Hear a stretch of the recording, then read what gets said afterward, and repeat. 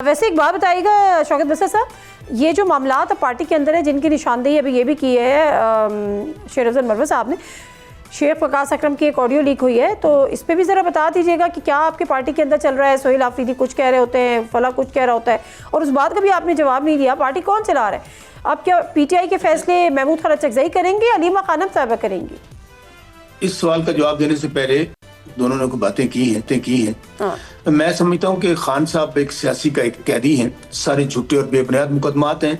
आज अदालतें आज़ाद हो जाएं, खान साहब 48 घंटे बाद जेल से बाहर होंगे, और जब हमारे पास हाई कोर्ट के ऑर्डर मौजूद हैं, जेल मैनुअल्स हैं, हम वो ऑर्डर्स लेकर जाते हैं तो वहाँ का सुप्रीडेंट जेल सिपाही दरबान कहता है कि नहीं मानते हम जजों को, ना इन अदालतों को मानते हैं।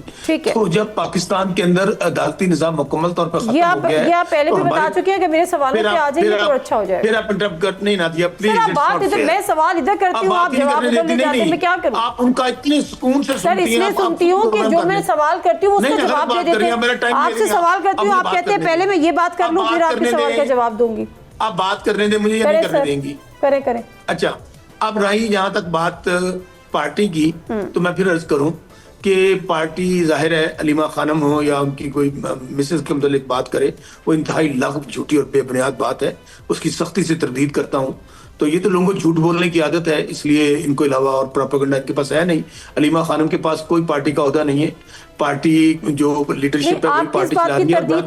बात करने दें। नहीं, मैं पूछ रही हूं खाली। ये जो बात कही गई है, ये जो बात कही गई है, ये जो बात कह रहे हैं कि अलीमा खानम पार्टी चला रही हैं, बिल्कुल झूठ और बेबुनियाद है। दूसरी बात जो उन्होंने अभी बैरिस्टर गौहर और अलीमा खानम की गुफ्तगू की बात की, वो 100% झूठी बात है।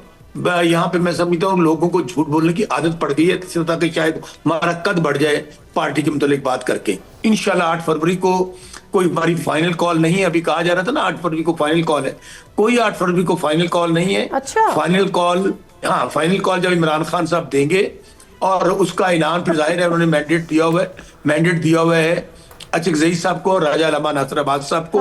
वो उसका ऐलान करेंगे और जब फाइनल कॉल होगी इस बार तो लग पता जाएगा कि किस तरह फिर ये जारी निज़ाम। ये तो आपने बड़ी खबर दे दी कि 8 फरवरी भी कोई फाइनल कॉल नहीं है, तो वो क्या होता है? नॉर्मन तेल होगा ना राधा नाचेगी। तो राना एहसान साहब, ये आपके लिए एक फिक्रा है ना, मैंने आपको पूरा मौका दिया। एक फिक्रा 8 फरवरी को जो डाका डाला गया था, जो 2/3 मेजोरिटी छीनी गई थी, जो अवाम का मैंडेट छीना गया था, इनके खिलाफ एहतजाज है। एक सेकंड राना अफजाल साहब, अब मामला ये है कि शायद आप लोग से परेशान बैठे हो कि 8 फरवरी को तो पता नहीं अवाम का जमे गफीर आ जाएगा, एहतजाज होगा, शटर डाउन स्ट्राइक होगी, हम कैसे निपटेंगे? तो उसके लिए तो आपको अर्ज है कि जी कोई ये फाइनल कॉल नहीं है, इमरान खान फाइनल कॉल देंगे, तो इमरान खान से मुलाकात आपने नहीं करानी, तो यानी अल्लाह अल्लाह खैर सल्ला, रावी चैन ही चैन लिख रहा है। देखिए, बात ये है कि फाइनल कॉल तो इन्होंने मेरे ख्याल से पिछले साल दी थी, और उसके बाद फाइनल कॉल के बाद तो कोई कॉल नहीं होती। तो वो भी फाइनल कॉल भी हमने देखी हुई है, और उसके जब ये दुम दबा के भागे थे और उसके बाद ये कहीं नजर नहीं आए। तो ये 8 फरवरी को तो बसंत है, पंजाब तो बसंत मना रहा होगा, और जबरदस्ती अगर ये करेंगे शटर डाउन के लिए, तो ऑब्वियसली अगर कानून को हाथ में लेंगे तो इनको उसके मुताबिक निपटा जाएगा। बहरहाल देखिए, इन्होंने कहा हमारी बड़ी जद्दोजहद है। जद्दोजहद तो सिर्फ इंतशार फैलाने में इनकी रही है। 9 मई के वाकयात के ऊपर इनकी जद्दोजहद थी। फिर उसके बाद खान साहब को जब मौका मिलता है वो फतवे लगा देते हैं, किसी को मीर जाफर कह देते हैं, किसी को मीर सादक कह देते हैं, सिर्फ पाक अफवाज के साथ बैठने के लिए, और इदारों के खिलाफ ट्वीट्स करते हैं। तो ये इनकी जद्दोजहद रही है मुल्क के अंदर नफरत अंगेज सियासत फैलाने की। अभी ये कह रहे थे कि हमारा फोकस दहशतगर्दी के ऊपर होना चाहिए।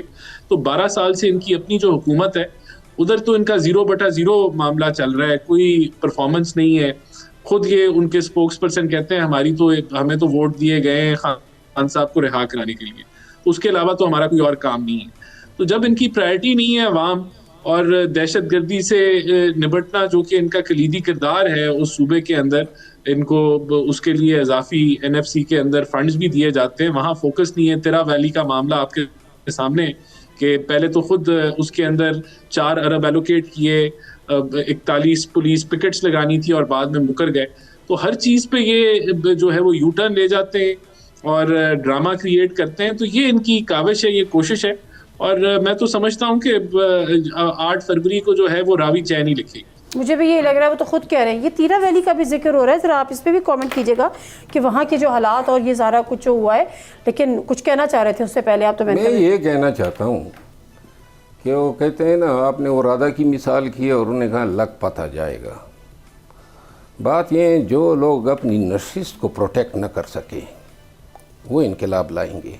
खान की बदकिस्मती है कि बाहर जो सोशल मीडिया पे यूट्यूबर्स बैठे हैं जो गालम गलौज करते हैं, और ख़ान को जिन लोगों ने आसार में लिया हुआ है, सियासी तौर पर उनकी जहनीत, उनकी अप्रोच वो सिर्फ इतनी है कि अपने लोगों को, जो छोटे बोनों को जो है कद आवर बनाने के लिए वो मनासिब भी दे रहे हैं। पार्टी में गुज़िश्ता 1.5 साल से मनासिब बढ़ रहे हैं।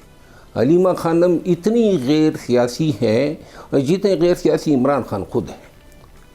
यानी कि पार्टी का कौन सा ऐसा फैसला है जो मोहतरमा हलीमा खानम के बग़ैर होता है। और ये जो फरमा रहे हैं कि गलत है, झूठ है, तो झूठ और गलत का तो तयन या बैरिस्टर गौर ने करना है या हलीमा खानम ने करना है कि ये बात नहीं हुई है। हो सकता है वो खुद मौजूद हो अडियाला के बाहर। तो अगर मौजूद होता तो फिर तो ये कहता कि मेरे सामने ये बात नहीं हुई है। गुजारिश ये है कि ये मैंने एट्रीब्यूट किए मोहतरमा हलीमा खानम को, बैरिस्टर गौर साहब को, और इसके अलावा 10 लोग और थे, उनके नाम बता सकता हूँ जो उस वक्त मौजूद थे। लेकिन मैं चैलेंज करके कहता हूँ कि बैरिस्टर गौर के ख़िलाफ़ अभी जो कैंपेन चली है वो हलीमा खानम की इमा पे चली है, और वो सिर्फ इस वजह से कि इन्होंने कहा कि मैंने बेरे मुल्क जाना है, पार्टी के लिए चंदा कलेक्ट करना है, तो ECL से मेरा नाम हटवा दें। तो आपने बात तीरा की, राना साहब बैठे हुए हैं। तीरा के हवाले से मैं आपको गुजारिश करूं, जब अली अमीन खान की हुकूमत थी और ये सब लोग 50 अमायदीन के साथ वज़ीर आला साहब गए, कोर कमांडर के साथ बैठे, और फिर उन्होंने वहाँ पे ये इब्तिदाई फ़ैसला किया कि 6 मकामात पे हम लोगों को डिस्प्लेस करेंगे। उन 6 टारगेट्स को बताया गया, जिस पे काम शुरू हुआ। कैबिनेट में बाकायदा एजेंडा आया कंपनसेशन के लिए।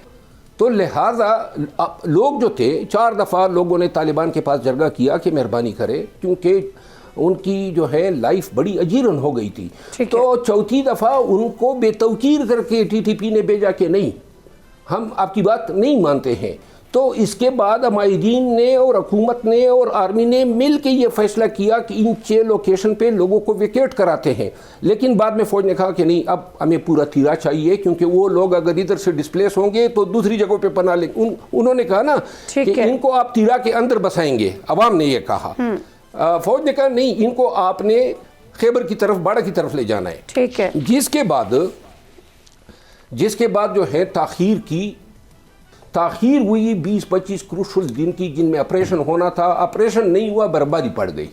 जब बर्फबारी पड़ गई तो इसके बाद जो है काफ़िले रवाना थे, और यूँ इस बर्फबारी के मौसम में ऑपरेशन खाक होता, जाहिर है। तो लिहाजा जो ऑपरेशन के लिए अस्करी ताकत है वो आज भी उधर मौजूद है।